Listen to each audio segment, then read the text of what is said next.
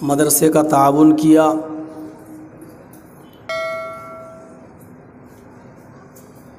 अल्लाह रब्बुल आलमीन आपके बैठने को कबूल फ़रमाए। जो आपने ताउन किया अल्लाह रब्बुल आलमीन उसका आपको अजर अज़ीम अता फ़रमाए। जिस मकसद के तहत आप यहाँ आए हैं अल्लाह रब्बुल आलमीन आपको उस मकसद में कामयाबी अता फ़रमाए। और जिन लोगों ने जो तकरीरें की हैं, कहने वालों को और सुनने वालों को, और जो इस वक्त हम आपके सामने बोल रहे हैं, कहने वालों को और सुनने वालों को अल्लाह अमल की पूरी पूरी तौफ़ीक़ अता फ़रमाए।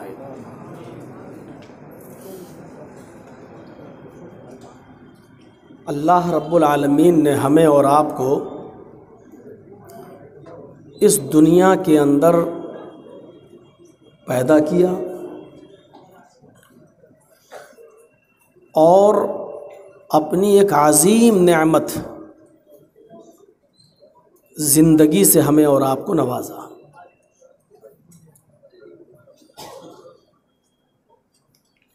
माँ और बाप के ताल्लुक़ कायम करने के बाद से लेकर आखिरी सांस तक वो हमारी परवरिश करता है। रहम मादर में भी वो रोज़ी पहुंचाता है, ऑक्सीजन पहुंचाता है, 9 महीने तक माँ के पेट में भी वो हमारी हिफाजत फरमाता है। 9 महीने के बाद जब हम अपनी माँ के पेट से बाहर आकर इस दुनिया में जब आँख खोलते हैं तो इस दुनिया के अंदर भी हवा, पानी और ग़िज़ा की कसरत, अलगर्ज़, जिन जिन चीज़ों की ज़रूरत हमें और आपको पड़ती है ज़िंदा रहने के लिए, उन तमाम चीज़ों का इंतज़ाम अल्लाह रब्बुल आलमीन इस दुनिया में पहले ही से कर देता है। आपने देखा होगा कि एक लड़की की जब शादी होती है तो शादी से पहले उस लड़की के पिस्तान में दूध नहीं होता है, शादी के बाद भी दूध नहीं होता है।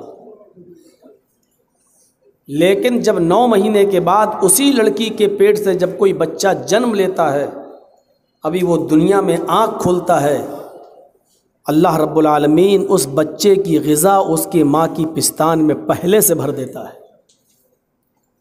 ये है ज़िंदगी के एक उसूल जो चलते हैं। फिर जब माँ के पेट से जब कोई बच्चा बाहर आता है तो वो अपने साथ कई चीज़ें लेकर आता है। उसके पास हाथ होते हैं, पैर होते हैं, नाक, कान और आँख भी होती है, दिल भी होता है और दिमाग भी होता है। लेकिन अभी उसकी अक्ल व शऊर इतनी बड़ी नहीं होती है। आँख होती है, वो देखता है लेकिन पहचानता नहीं है कि मेरी माँ कौन है, मेरा बाप कौन है, मेरे भाई कौन है, मेरी बहन कौन है। हाथ होते हैं लेकिन अभी वो हाथ से कुछ काम कर नहीं सकता।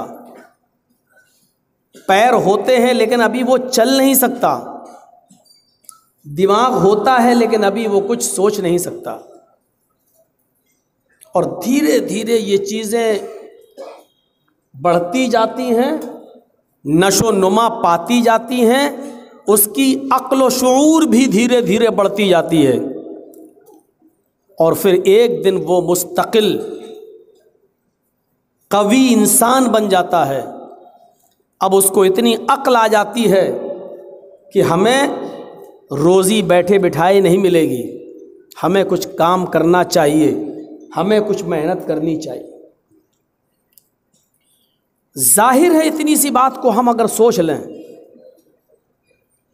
तो ज़िंदगी के सारे मसाइल का हल हमें मिल जाए। जिस रब ने रहमे मादर में हमारा ख्याल किया, माँ के पेट से बाहर आने के बाद हमारा ख्याल किया, हमको पाल पोस कर बड़ा करके जवान और बालिग कर दिया।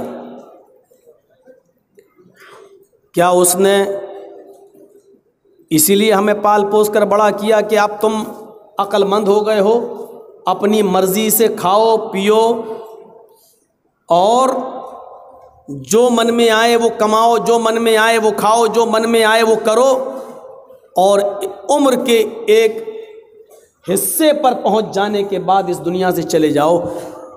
क्या इसी मकसद से उसने हमें और आपको पैदा किया?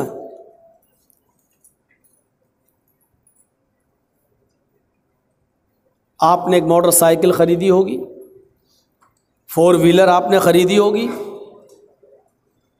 आपके पास पैसा है, दौलत है, बड़े बिजनेसमैन हैं, 10 लाख 12 लाख रुपए की आपने स्विफ्ट खरीद ली, गाड़ी के मालिक हैं आप,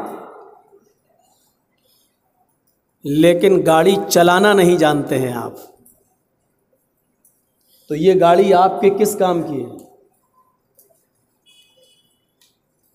आपके पास जिंदगी है, आप बैठे हैं यहां पर, जो ये चप्पल उठा के उड़ रहे हैं वो भी यहां बैठे थे, अब जा रहे हैं, उठ रहे हैं, बैठ रहे हैं, ये सब आप कर रहे हैं यहां पर। ये यूट्यूब चैनल वाले भी अपनी हरकतें कर रहे हैं यहां पर। रात के 12:30 बजे तक अभी इनकी सेटिंग सही नहीं हो पाई। ये जिंदगी है हमारी जो हम कर रहे हैं सब, हम जिंदगी के मालिक हैं, लेकिन जिंदगी कैसे गुजारी जाए ये हमें पता नहीं है। 10 लाख की 12 लाख की हमने गाड़ी खरीद ली, गाड़ी के मालिक हैं हम, लेकिन गाड़ी चलाना नहीं जानते। जर्जिस साहब ने 10 लाख रुपए की गाड़ी खरीदी, चलाना जानते नहीं, बैठ गए,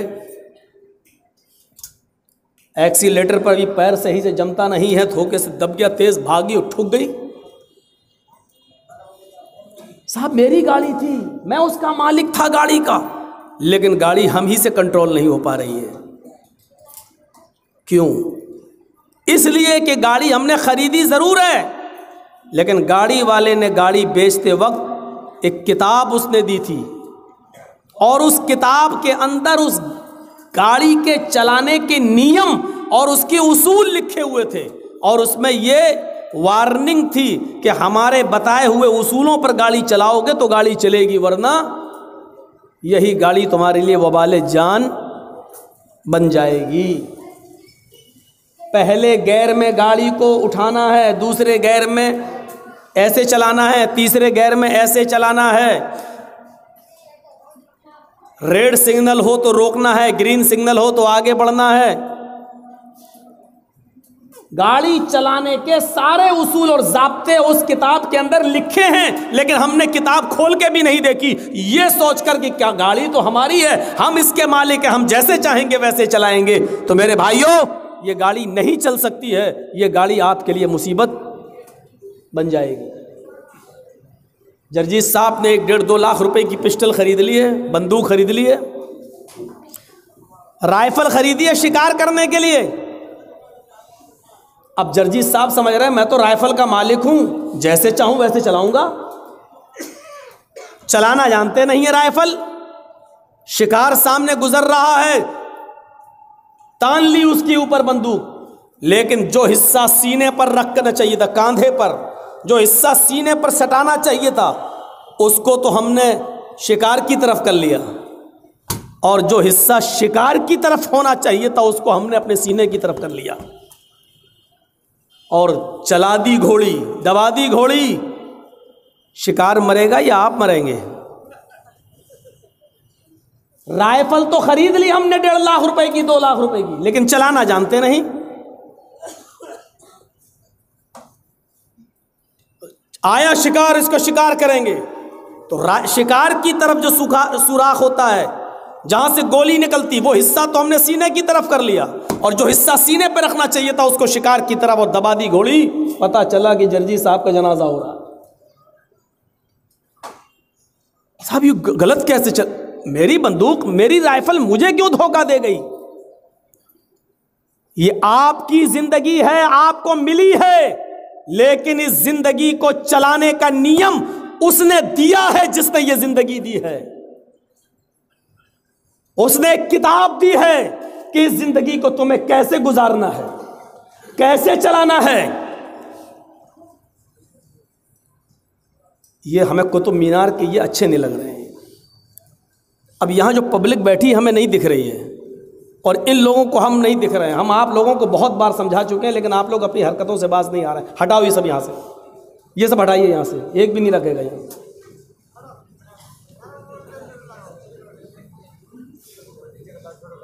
हम यहां देखते हैं, हमें कुछ दिखता ही नहीं।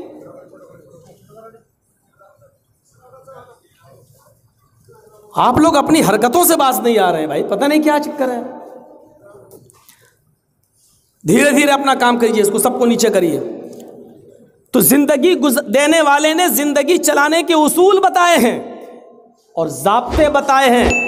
ऐसे जिंदगी गुजारोगे तो अपनी जिंदगी को कामयाब बनाओगे। और अगर तुमने अपने तरीके से, मेरी जिंदगी अपने तरीके से चलाओगे तो जैसे गाड़ी धोखा दे देती है और राइफल धोखा दे देती है, उसी तरीके से ये जिंदगी भी धोखा देती है। मिसाल समझ में आ रही है ना? अब आप समझ जाइए, ये कोई नहीं कह सकता कि ये जिंदगी, ये कंपटीशन का दौर है। ये कंपटीशन का दौर है। हर आदमी एक दूसरे से आगे बढ़ने की कोशिश कर रहा है। मेरे पड़ोस में आज जो खाना बना है वो हमसे अच्छा बना है, अब कल हम उससे अच्छा खाना बनाएंगे। मेरे पड़ोस में उसके घर में ये पत्थर बिछा है, हम उससे अच्छा पत्थर बिछाएंगे। मेरे पड़ोस का कारोबार ऐसा चल रहा, हम उससे अच्छा कारोबार करेंगे। एक दूसरे से आगे बढ़ना और एक दूसरे से आगे बढ़ने की कोशिश करना, आज ये कंपटीशन का दौर है, ये चल रहा है। लेकिन ये असल हार जीत नहीं है। आज हम गरीब हैं, कल हम आपसे ज्यादा पैसे वाले हो गए। आज आप गरीब हैं, कल हमसे ज्यादा पैसे वाले हो गए। ये असल हार जीत नहीं।